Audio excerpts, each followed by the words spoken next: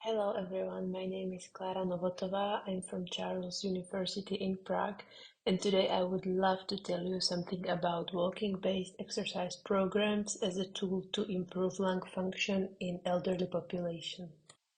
I think we're all aware of the fact that the world's population is aging and is aging really fast. According to the World Health Organization, there was 1 billion people older than 60 years on Earth in 2019, and they expect this number to more than double in the next 30 years to a whopping 2.1 billion people older than 60 years in 2050. So we should really be addressing this concern by developing health and social programs that aim to maintain the health of the elderly to the highest age possible, because even a slight decline in their health can lead to a limitation in performing activities of daily living. I think we're also aware of the fact that walking provides many health benefits for almost every age group. In children, it promotes healthy development. In adults, it reduces the impact of civilizational diseases. And in seniors, it can slow down the onset of involutional changes. It is suitable for almost everyone, and if needed, it can be performed using walking aids or it can be performed under supervision, which is quite common in elderly. Walking has a beneficial effect on all the bodily systems. We can see 9 circles, each representing one bodily system, as well as the reference to a study that demonstrated this beneficial effect.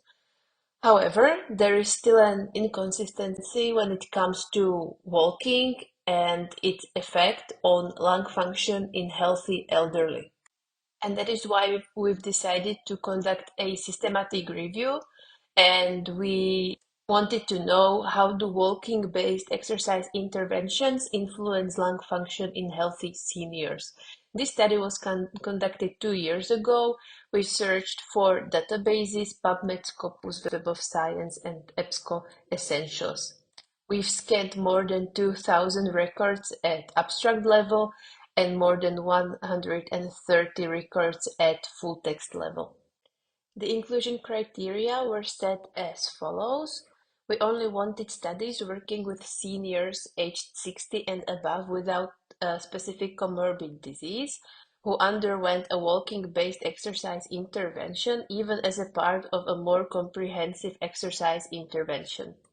The outcome measure we were interested in was spirometric assessment, and we've selected only studies published in the last 20 years in English language, designed as an RCT that met the ethical criteria required by this review. Now, really quickly through the flow diagram of the selection process. We've identified almost 3,000 records through database search, from which we've screened 2,405 records at abstract level. Then we assessed for eligibility 133 records at full text level. We've also performed an additional search for other records from the references of analyzed studies. And finally, 7 records met the final inclusion criteria of this review. On this slide, we can see the main characteristics of included studies. I apologize, but I had to turn off my camera for this slide so you can see the full table. In the first row, we can see the name of the first author of the study, then the year of publication. The third row, marked as N, stands for number of participants included in the study. Then there's the brief description of the intervention. The fifth row represents the duration in months or weeks. The next row represents the intensity of exercise, expressed as a number of sessions per week, duration of each session, as well as the intensity mainly expressed as percentage of the target heart rate. We can also see the spirometric outcome measure in each study and the study design that was RCT in every study. Now we will go really quickly through all the studies so you can have a better understanding of them. Fragoso published a study in 2016 and they aimed to examine whether structured physical activity, so it was walking combined with strength, balance, and flexibility, could lead to an improvement of FEV1, and they found out that there was no improvement in any of the groups. EG stands for intervention group and CG stands for control group. So we can conclude there was no improvement in any of the groups, and authors say that it was probably because of the fact that the participants had multiple risk factors like obesity, hypertension, and sedentary lifestyle, and the intervention was focused mainly on lower limbs. So probably the intervention should be focused as well on upper limbs and trunk. Next study was published by Huang in 2005, and they wanted to know whether 10-week control exercise program can improve lung function in elderly people. So we can see the dosage of 10 weeks, 3 times per week, and 40 minutes of high or moderate intensity training program.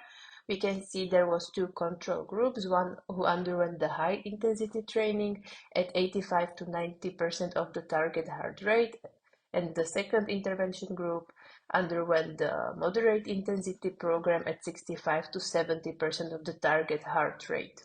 We can see that there was an improvement of both FVC and FEV1 in EG1, and in the second intervention group, there was only improvement of FVC but not FEV1, while the control group did not improve in any of the parameters, which can lead us to conclusion that exercise-induced changes are dose-related, because the higher intensity was linked to the improvement of both the spirometric outcomes, while the moderate intensity was linked to only improvement of FVC. So this study showed that 10-week exercise program of 3 times per week for 40 minutes each session at 85 to 90% of the target heart rate is sufficient to enhance FEV1 and FVC in sedentary elderly people. The third study by Saigin, published in 2015, evaluated the long-term walking exercise and its impact on lung function in elderly people. We can see the dosage, however, they did not state the precise intensity, they only stated, quote, walking at low intensity. We can see that intervention group improved in FVC while the control group did not improve. So we can conclude that long-term regular walking at this dosage and this duration can lead to an improvement of lung function in elderly people. However, there were only female participants and the intervention is not described in detail. The next study was by Shokeliane, published in 2011, and they examined the influence of Nordic walking on lung function in healthy elderly. They had also two intervention groups, and the participants were divided into one of those intervention groups according to the rapid assessment of physical activity questionnaire conducted prior to the experiment. So the first group, the PA, is physically active, and the second group, the PINA, is physically inactive people. And there's the control group as well. We can see that this dosage of Nordic walking led to an improvement of VC in both the intervention groups. However, the PINA group, the physically inactive people, responded even better than the first intervention group. So we can see that the Nordic walking in this dosage is efficient in improving lung function in healthy elderly. Then there is a study by Shim, published in 2019, and they wanted to know whether rhythmic functional movement can lead to improved lung function in elderly.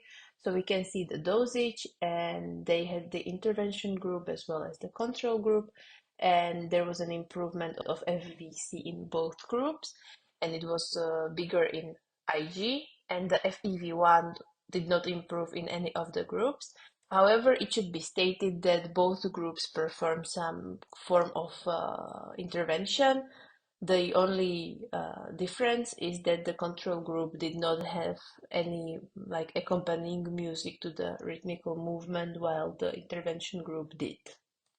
So both groups achieved similar results, and we can see that the rhythmic functional movements can lead to improved lung function in healthy elderly. The rhythmical movements stood for like connecting movements of the different parts of the body to the beat of the music in the intervention group. Kuo assessed in his study published in 2018 the influence of prescribed stepper walking program on lung function in healthy elderly. We can see the dosage of the program as well as that none of the groups really improved. And the authors explained this result as a consequence of a insufficient dosage of the intensity of the training program. So they recommend a more intense stepper walking program for future studies. And the last study was published by El Kader in 2013, and they examined aerobic exercise training represented as treadmill walking and incentive spirometry. We can see both of the dosage of both of the interventions used in this study, and we can see that the intervention group improved in both VC and FEV1, while the control group did not improve in any of these parameters. So we can conclude that these two interventions, when combined, are an effective tool in enhancing lung function in elderly people. Now we can see the table representing the results. We can see that FEV improved in high intensity exercise program. We can also see the dosage and the description of the intervention, as well as in treadmill walking combined with incentive spirometry. FVC or VC improved in high intensity exercise program, moderate intensity exercise program, long-term regular walking at low intensity, Nordic walking, aerobic functional training, and treadmill walking combined with incentive spirometry. So, we can conclude that the aim of this systematic review was to evaluate the effect of different types of walking, even as a part of a more comprehensive intervention on lung function represented by spirometric outcomes as FVC and FEV1 in elderly people without a specific comorbid disease. We've seen that the impact of walking differed across the studies. 5 out of 7 studies showed an improvement of at least one or both of the spirometry outcomes, while 2 out of 7 studies showed no significant improvement of any of the outcomes. There were other outcomes in every of the study, but in this review we only focus on spirometric outcomes for now, because it is the only thing that, or the only outcome these studies or all of these studies had in common. We can state that walking is a low cost and simple exercise to implement. However, the literature regarding this topic is still relatively scarce. When it comes to final statements, as I was saying, 5 out of 7 studies showed an improvement of at least one of the spirometry outcomes, while 2 out of them, the prescribed stepper exercise program and walking combined with strength, balance, and flexibility exercises, focused mainly on lower limbs in high-risk elderly with multiple risk factors, did not show any improvement of these outcomes at all. We can conclude that walking-based interventions, when properly dosed, can be an effective way to enhance lung function in elderly, and we hope that these results would help clinicians on how to implement walking programs or walking-based programs in rehabilitation and in preventive care regarding the older adults, so we can maintain the health of this population to the highest age possible, and allowing them to be in charge of their own lives as long as possible. This study also has several limitations. For example, the number of analyzed studies is low, 7. 6 out of 7 studies included, quote, healthy and fit seniors. 1 out of 7 study examined the sedentary seniors with multiple risk factors. Also, the sample size varied. It was from 30 to 1,635. It was only one study with a sample size this big. The other 6 studies had their sample sizes somewhere between, I think, 30 and maybe 50. So only the first study, the Fragoso study with high risk adults, had this very large sample size. There was also predominance of female participants in some studies, and in 2 studies, even the control group received some form of treatment. Finally, every study had slightly different methodology, and therefore it is very important for us to consider all these limitations when it comes to formulating some conclusions or applying this information into clinical practice. So we strongly encourage everyone to not apply the results of this review uncritically to the entire senior population. There are some things that need to be taken into account, like these limitations, for example. Thank you very, very much for your attention. I hope you enjoyed this presentation. I know that there is a lot to take in, that there is a lot of information in this review, and I hope you can take home at least some information, or maybe a new knowledge about walking-based interventions and its impact on seniors' health and lung function. Thank you very much again.